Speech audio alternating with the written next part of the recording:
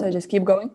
Uh, I was wondering about the startup thing that you mentioned, and like, do you assess the potential of startup businesses? Like, is that what you also covered in your field?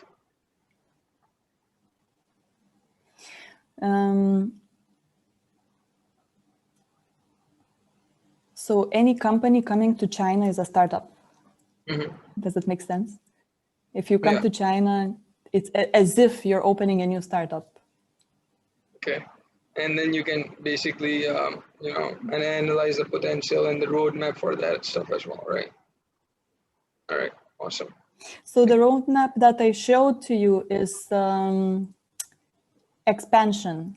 So it is not startup, but a scale up. So what we are trying to do is we take companies that already have some certain business model set up. And I prefer some companies that have 10 to 12 million euros in turnover, that already have 5 to 6 years of experience. So they have some processes set up. So imagine if the first time they need to think about learning curve is in China. Wow. Like this, even God cannot help them, let alone Lina from Litao, you know? So what I'm trying to do is to be realistic. And I think many times real startups that are just setting up, they come and talk to me when they just got some funding, and I tell them what to do and how to prepare, and that they will need to talk to me in 2 or 3 years. So not today. So I will be able to tell them what to do exactly. But the main involvement with startups with me is South by Southwest. So I am a judge in the South by Southwest pitch competition in Austin. So we get to screen, I think, 200 decks and assess and make comments and suggestions every year.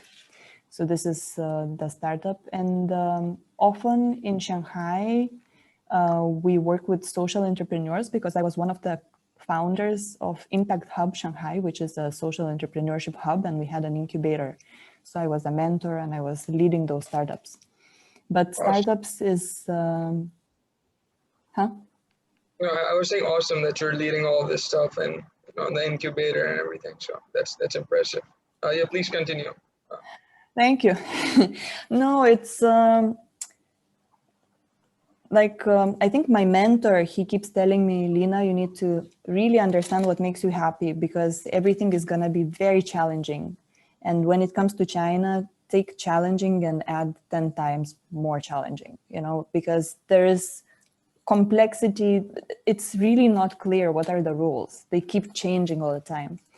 So basically, you really need to know what keeps you motivated and gives you passion and makes you wake up in the morning.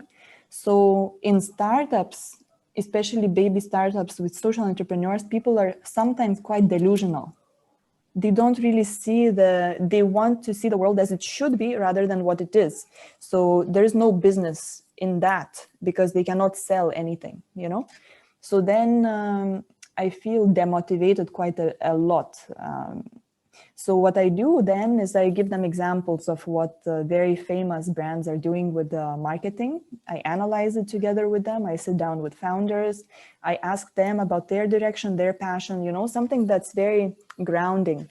And then I think from that on, a year later, we can work. So it's a lot of patience, I think. Yeah. Got it. Thank you. It's an interesting question. Thank you. Lina, I have more of a kind of a very specific question, and it's perhaps a kind of a dumb question.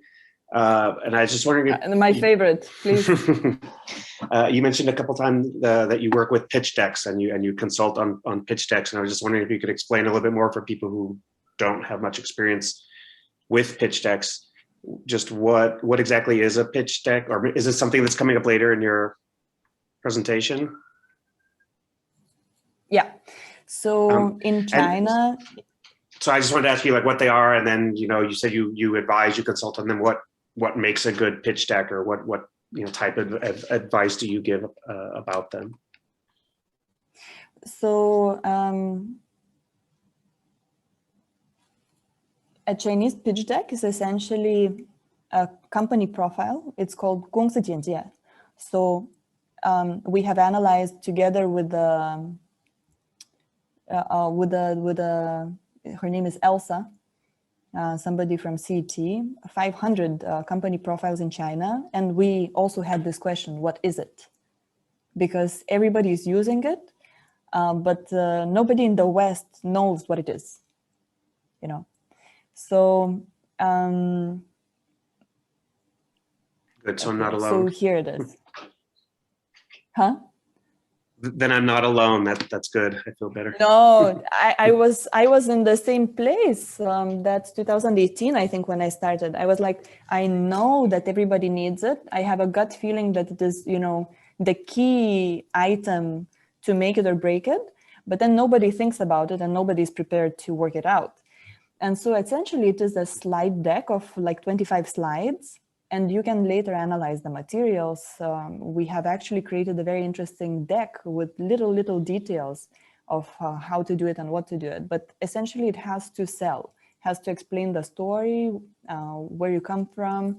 The team has to show credibility and some achievements, has to show why it will sell in China and why it can be a useful partnership between a Chinese partner and you. Why would they invest their time, money, relations or effort into bringing your product to the market. So that's the purpose of this company profile. And the way it is used in China is you shake hands and then you exchange WeChat. WeChat is kind of a WhatsApp, but in China, it is an email, it is Zoom, it is a wallet, it is a place to buy your train tickets, it's everything. It's like an OS, but an app. And I think it's going to be an OS very soon. But so you exchange WeChat, and the next thing you do is you send your company's presentation through WeChat to this newly met business partner. And then if this is overlooked, then whatever you talk about, you don't know what this partner will tell his boss. So the real decision maker is very difficult to meet in the first meeting. But then if you make a good impression, but the person who you met will say otherwise, then you have no control over what has been said or done. And so the only way to have control is to trust the human laziness factor. Like if you have an amazing pitch deck that is all written down in Chinese, and the partner looks at it and thinks, wow, this is great, then definitely they will be lazy to talk to their boss and they will just send this piece of information to their boss rather than going through the effort, right? So this is something that accidentally we stumbled upon because nobody does it this way. But then this year, I think already we did maybe 10 different decks. So it's always very exciting and interesting. And on this website, litaogroup.com, you can download an example of one of the company profiles. It's very beautiful, actually. I quite like it. It's a vegan brand. So there are examples of all of the slides of what they look like in the West and what they look like in the East. I think the most exciting ones usually are with the leader, inspirational leader who has dreams. You can see here, like he has dreams. Whereas in the West, it is just like facts, because people in the West are really trying not to waste your time. But in China, they are trying to be polite and make sure that they give you all the context that's necessary for you to trust them. So if you send something like this to Chinese, they think you were lazy and you're not prepared, or they think that you're just new. Another, I think, very important element is the team. So the way to present a team is necessarily with pictures, and it's necessarily with some kind of hierarchical structure. Otherwise, they don't know who they should trust. So imagine we had a situation, one lady in Lithuania, she is the export manager. And of course, above her, there is a CEO, right? And then above the CEO, there is a board of directors and the head of the board, right? So then, because China being China, they like bosses to talk to other bosses, they go directly to the CEO for a chat. So we built this company profile just for the sole purpose of giving her credibility. And we put her right here under the CEO, like in the center. So then visually, when the Chinese people are reading this kind of information, subconsciously they understand that she's important enough in the company to be in this position. And for that reason, they will not bypass her anymore. So I think what I'm trying to explain is there is more significance to these tiny little details that you assume nobody understands or nobody pays attention to, because everything that you put out there leaves an impression. So it's better that you are very careful with the impression that you want to leave. This is another favorite one. So again, very contextual. It's very important to see the whole map. So you cannot assume that the people who are reading this will know where is Colombia, where is Croatia, where is Cyprus. So instead of making them, pretend that they know, the Chinese are very pragmatic. They just give a map, and then on the map, there is information about every factory that they own. And as a proof, there's a picture of that factory. So you can really recognize where it is. And when you go there, you will know what it looks like. So this usually takes one slide, sometimes can take, I think, a month to build, because I start asking questions about all of this information here, here, here. Then people realize, oh my God, I never thought about it. But then once it's done, and it's a lot of pain, and they start talking to their Chinese partners, every time there is so much ease and relaxation, because they realize that they work so hard, but today, for that reason, everything is going so easily and so smooth. Another key to understand is when you talk to Chinese business, but also it's coming to the West, is that business-to-business relationship is becoming more and more business-to-consumer relationship. That means that very few people today will wait for 1 week for your email to get answered everywhere in the world. But China bypassed email completely. Now they don't write an email, they send a WeChat message. And that is expected to be replied within 30 minutes. If not, then that means like this person doesn't care about you.